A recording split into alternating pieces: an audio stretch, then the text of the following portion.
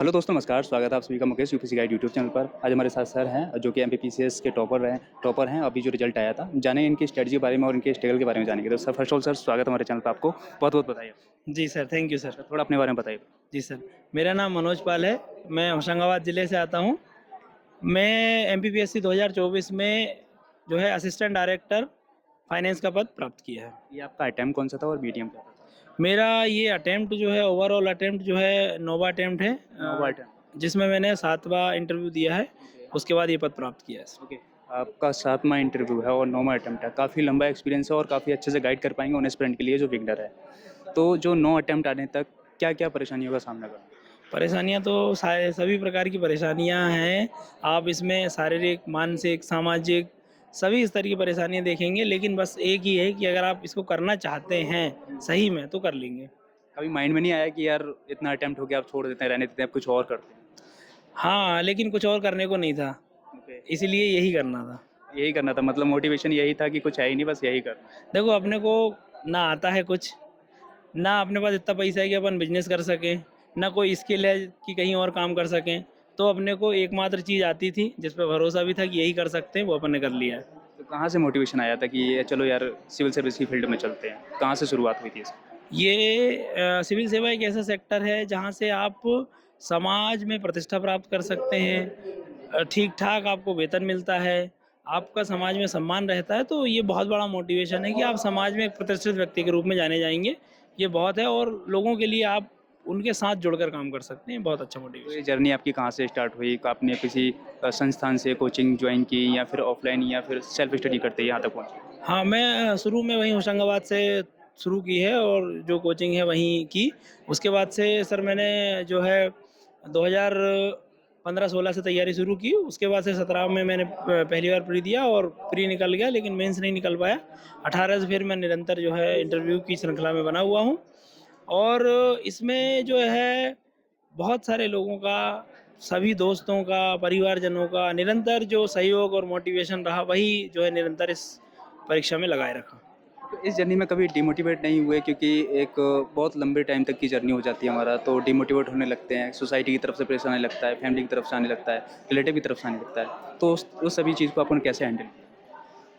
हाँ, डिमोटिवेशन तो आता है, जब आपका नहीं होता है तो डिमोटिवेशन तो आता है, लेकिन देखो अब आपका डिमोटिवेशन है, लड़ना भी आपको ही है, इससे उभरना भी आपको ही है, तो करना है खुद से। अब आपको पता है कि करना है तो फिर करना ही है। एक बार हार जब हो जाती है, जब मान लिया जाता है और जीत जब हो जाती है, जब ठान लिया जाता है। तो जब आपको पता है कि करना है तो फिर आपको कोई नहीं रोक सकता। ओके। ये आपका 9वाँ अटेम्प्ट आपने बताया। अगर आज आज के टाइम पे अगर आपका फर्स्ट अटेम्प्ट होता, जो गलती पहले दोहराई थी, वो अब नहीं दोहराते, क्या गलती हुई? मैंने सबसे शुरू जब मैंने तैयारी की तब मैं नोट्स बनाने पे बहुत ध्यान नहीं दिया, तो मुझे लगता है ये मेरी बहुत बड़ी गलती है। आंसर राइटिंग पे थोड़ा कम ध्यान दिया। अगर इन पे बच्चे अच्छे से काम करेंगे और सिलेबस के अकॉर्डिंग पढ़ेंगे तो निश्चित रूप से सफल हो जाएँगे। ओके, जो बिगिनर हैं, उन्हें ज़ीरो कुछ नहीं पता है, उनके लिए क्या मैसेज रहने वाला है? क्या करना चाहिए इस जर्नी के दौरान और क्या नहीं करना चाहिए? सबसे पहले तो ढूँढना है कारण कि क्यों करना है, पहली चीज़। दूसरी चीज़, कोई अच्छी कोचिंग हो जहाँ आपको पहले पढ़ के देख लें या डेमो ले लें कि हाँ, आपके लिए अच्छे मेंटर हों, जो आपको सही दिशा में गाइड कर सकते हैं। तो बिगिनर्स के लिए ये है कि ये गाइडेंस बहुत ज़रूरी है। ओके, आज पीडब्ल्यू का यहाँ पर इवेंट था, तो यहाँ पर बच्चों से मिलकर और इवेंट में आकर कैसा लगा? इवेंट में बहुत अच्छा लगा, बहुत मज़ा आया। इवन यहाँ का जो माहौल था, वो बच्चे सारे कितने प्यारे बच्चे हैं, बहुत अच्छे, सब बहुत अच्छी तैयारी में लगे हुए हैं। सारे टीचर्स बहुत सपोर्टिव हैं। Okay sir, thank you so much and all the best आपको। बल्कि मैं हर्षिता को यही बोल रहा था अभी थोड़ी देर पहले, जो इनकी जो ये कला है ना एक्टिंग करने की, आप इसे मिमिक्री बोल लीजिए, एक्टिंग बोल लीजिए, बल्कि देखो ऐसा नहीं कि आप पूरा दिन 14 घंटे 13 घंटे पढ़ते ही रहोगे, कुछ ना कुछ हॉबी भी आपके पास में होनी चाहिए। क्योंकि देखो तैयारी की जो जर्नी है ना कई बार लंबी हो जाती है, तो ऐसा नहीं कि आप बिल्कुल अपने आप को आइसोलेट करके बैठ जाओ कमरे में, नहीं, दोस्तों के साथ आप कुछ अच्छे मोमेंट्स बिताते हो तो बढ़िया है, बल्कि इससे तैयारी और ज्यादा अच्छी होती है। लेकिन ऐसा नहीं कि वो सिर्फ मूवमेंट ही चल रहा है, ठीक है। और हर्षिता एक चीज देखो, लाइफ में ना कई बार, जैसे आज ना बहुत सारे टॉपर्स हैं, मनोज से मैं मिला, सामने बैठे हैं, मतलब इन्होंने 7 इंटरव्यूज दिए, 7 दिए ना, 7 इंटरव्यूज इन्होंने दिए। तो कई बार देखो तैयारी के दौरान ना ऐसे क्षण आते हैं, बहुत डिमोटिवेशन महसूस होता है, ऐसा लगता है कि यार मेरा हो पाएगा नहीं हो पाएगा। और ऐसा नहीं है कि ये बाद वाले अटेम्प्ट में आता है, इवन कई तो फर्स्ट अटेम्प्ट भी हम देते हैं ना, तब से सेल्फ डाउट आना स्टार्ट हो जाता है कि मतलब इतने सारे लोग हैं, इतना सारा सिलेबस है, क्या हमारा हो पाएगा। तो जब ऐसे सेल्फ डाउट आते हैं, डीमोटिवेशन महसूस होता है, तो क्या करना चाहिए? बिल्कुल, हम इंसान हैं, रोबोट नहीं हैं कि एक ही एफिशिएंसी के साथ, उसी दक्षता के साथ ये पूरा सफ़र इसी तरह चलता रहेगा। कई समय ऐसे आते हैं जब डिमोटिवेशन भी होता है, कई समय ऐसे आते हैं जब हम बहुत उत्साही भी हो जाते हैं, जब रिजल्ट सकारात्मक आता है। 23 का मेंस मेरा भी क्वालिफाई नहीं हो पाया था, मैंने भी उस दौर को अनुभव किया है।